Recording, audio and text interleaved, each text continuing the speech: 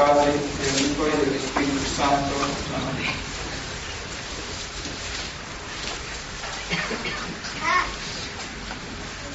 Inenarrable es lo que nos exponen las Sagradas Escrituras en este día tan importante para la liturgia de la Santa Madre Iglesia.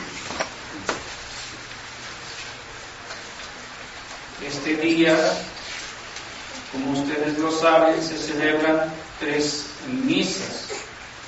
Una fue dicha a medianoche, otra a la aurora, y esta es la que se llama Misa del Día.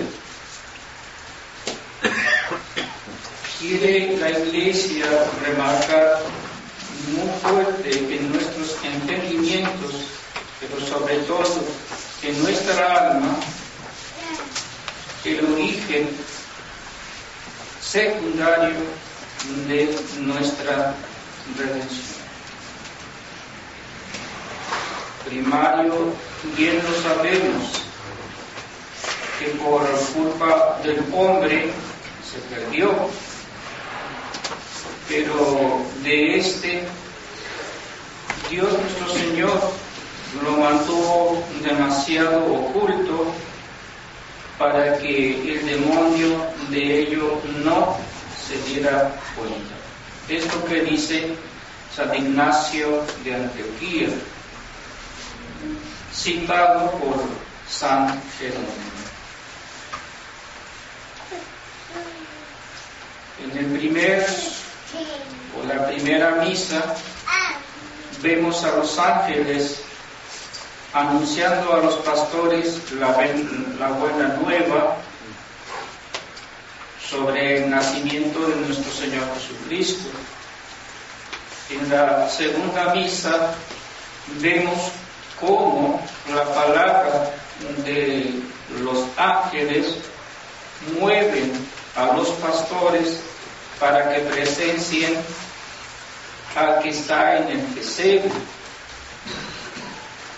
Y ellos van, como dice el Evangelio de este día, presurosos al lugar a donde se les había indicado encontrarían al Hijo de Dios.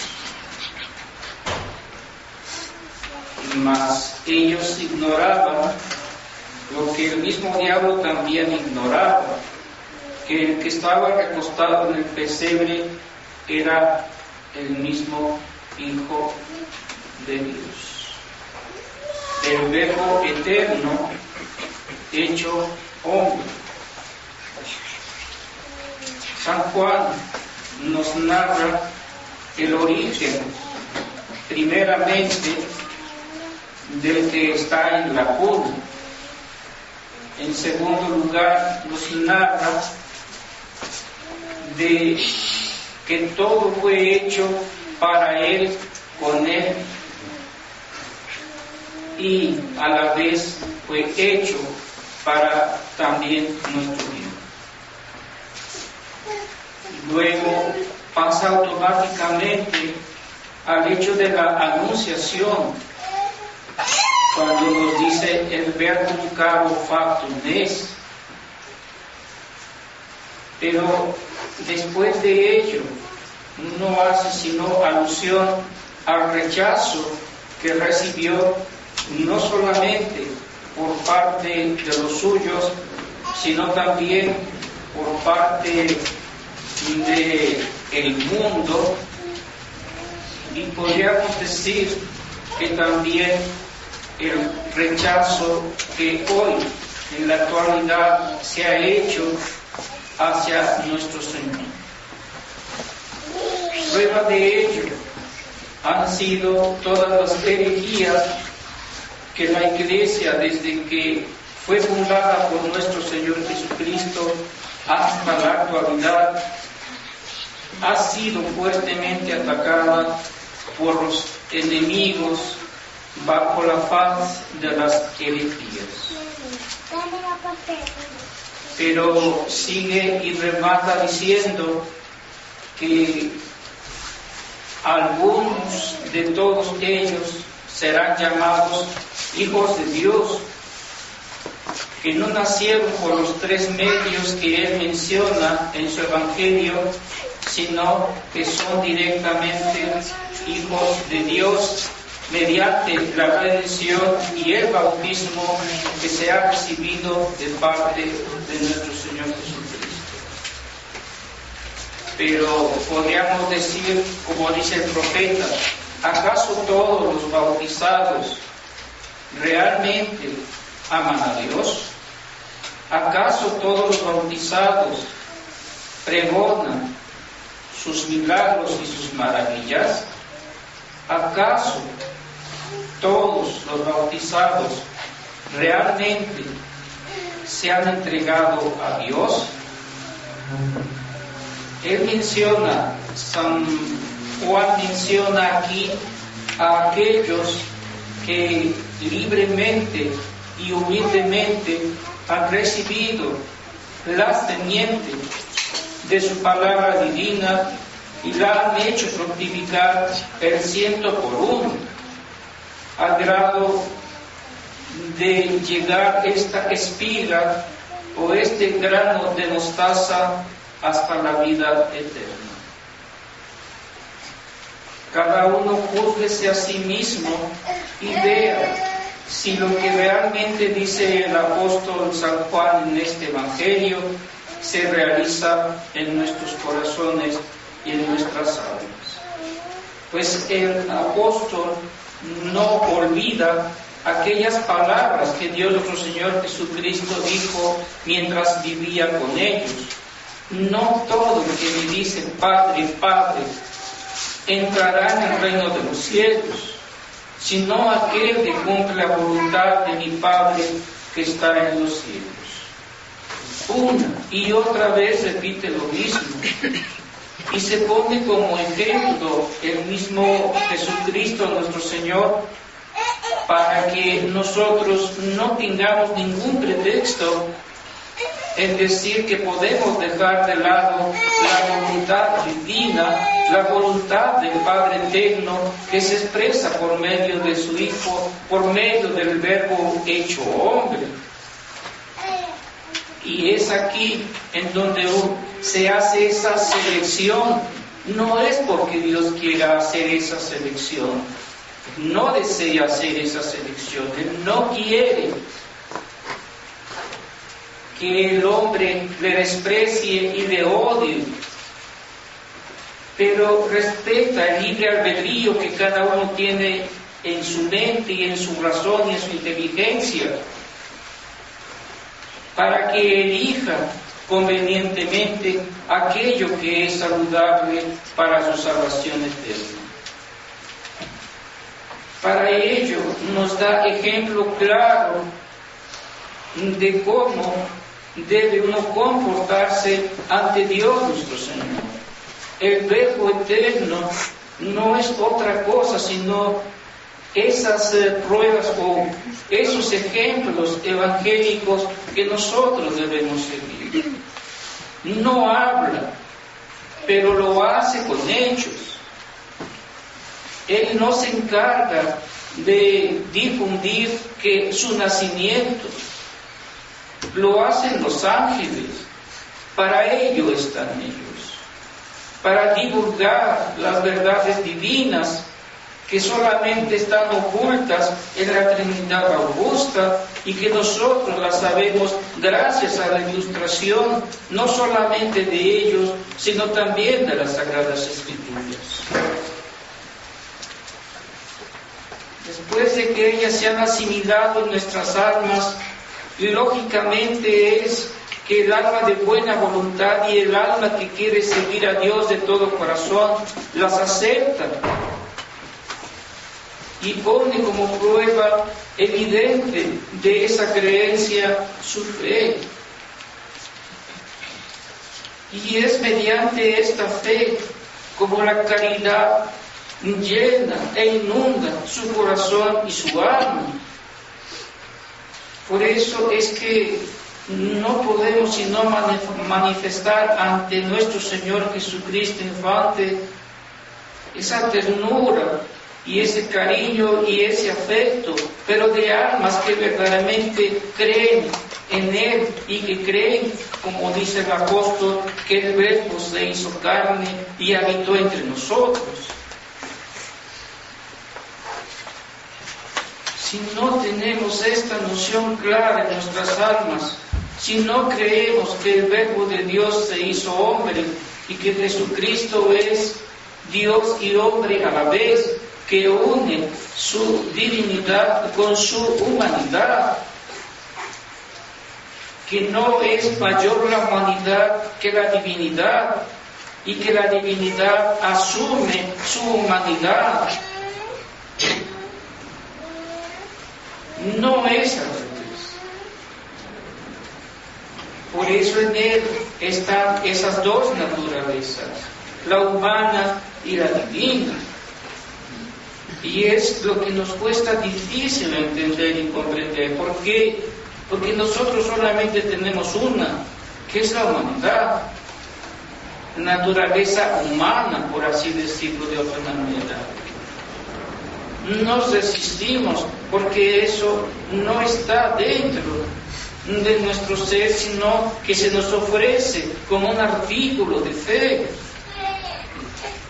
Pero artículo de fe que el mismo apóstol certifica, que no solamente se hizo carne, sino que también vivió entre nosotros, sino que también Él sufrió y padeció, murió y resucitó de entre los muertos. Pues, ¿qué es lo que nos recuerda de sino eso? ¿A qué está orientado el nacimiento de nuestro Señor Jesucristo, sino hacia la cruz, sino hacia el Calvario, sino a nuestra redención, sino a nuestra salvación? Tamaña molestia se tomó el Padre Eterno en ese concilio que tuvieron entre los tres, entre el Padre, el Hijo y el Espíritu Santo, para ver la conveniencia de cómo era más efectiva la redención del género humano. Jamás se nos hubiese ocurrido a nosotros realizar o pensar en esa forma en cómo Él realiza la redención del género humano. Pudo haber venido de mil maneras, de mil formas, porque es omnipotente, es omnisciente, no hay nada imposible para Él. Pero entre todas ellas elige la que más se adapta a nuestro entendimiento, a nuestra inteligencia, a nuestra voluntad, porque quiere ser amado. No quiere que lo queramos, quiere que lo amemos, porque amar es más profundo que querer. Porque el amor se ancla directamente en el seno trinitario. Deus es caritas, nos dice el mismo apóstol San Juan. Qui manet in caritate in Deo manum. El que tiene la caridad en Dios permanece. Y Dios, dice el apóstol, permanece también en él. Por eso dice, y a todos los que les dio esa gracia especial, es que nacen no de la carne, no de la sangre, ni tampoco del hombre, porque todo eso es rastrero, todo eso es de este mundo, no tiene nada que ver con lo sobrenatural, sino que nace a raíz de esa aceptación, de esa redención que Dios ofrece en el Calvario, con su muerte. Por eso nos hace hijos de Dios. Y en el bautismo se dice claramente que uno de los puntos principales es hacernos hijos de Dios. Y continúa diciendo el mismo catecismo para el bautismo de párvulos, que eso también nos hace hermanos de nuestro Señor Jesucristo. Pero todo eso se nos ofrece en figura, se nos ofrece de esta manera, porque esta es la única manera en cómo podemos entender el misterio de la encarnación de nuestro Señor Jesucristo. Si Él hablase el lenguaje divino que debe hablar, jamás le entenderíamos y jamás se anidaría la fe en nuestros corazones. Y no podríamos ascender a la esperanza o tener ilusión de tener la esperanza o de anidar en nuestra alma, en lo más íntimo de ella, la caridad divina.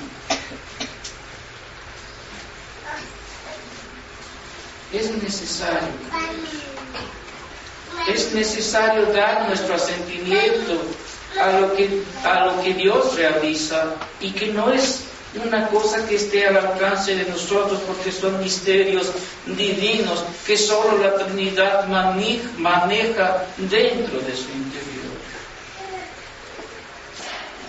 Solo nos pide que tengamos fe, solo nos pide que removamos todo lo que a Él le ofende, todo lo que a Él le provoca que se aleje de las almas, todo aquello que obstaculiza precisamente esa fe que debemos tener en los misterios divinos.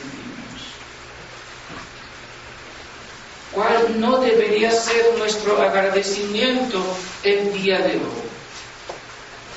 Por eso dice que Dios Padre creó todo para Él, pero también nos dio a su Hijo, y ese es otro milagro inmenso e insuperable, jamás imaginable, de tal manera que San Bernardo llega a asombrarse y decir cómo es posible que el Hijo se haya convertido en siervo y que asuma toda la culpa del siervo y se ofrezca al Padre Eterno para recibir lo que es digno del siervo y no del Hijo. Bien sabemos cómo trató el Padre a su Hijo, pero en Él estábamos representados todos nosotros. Por eso, al final, la voz tierna pero moribunda de un Dios hecho hombre en la cruz dice: Hijo, ahí tienes a tu madre. Madre, ahí tienes a tu hijo. Y también nos dice nuestro Señor, la Trinidad Augusta, o el Padre Eterno, si ustedes lo quieren, hombres, ahí tienen a mi Hijo. Él se ofrece por ustedes. Él paga por ustedes lo que jamás ustedes hubiesen de haber pagado y seguirían sin acceso a la vida eterna. El pensamiento de este día sea la benevolencia tan grande que Dios o la Trinidad Augusta han tenido para con nosotros, que nos haya dado a su Hijo, que el Hijo esté recostado en un pesebre, que le miremos no como a Dios justo en el día del juicio que nos va a dar a nosotros, sino que lo miremos con ojos de misericordia, o más bien que Él nos mira a nosotros con ojos de misericordia. Y pidámosle, ¿por qué no?, a San José y a la Santísima Virgen que nos alcancen esa gracia de poder comprender un poco más, pero también de adorar este misterio divino de la encarnación del Hijo de Dios. Ave María Purísima.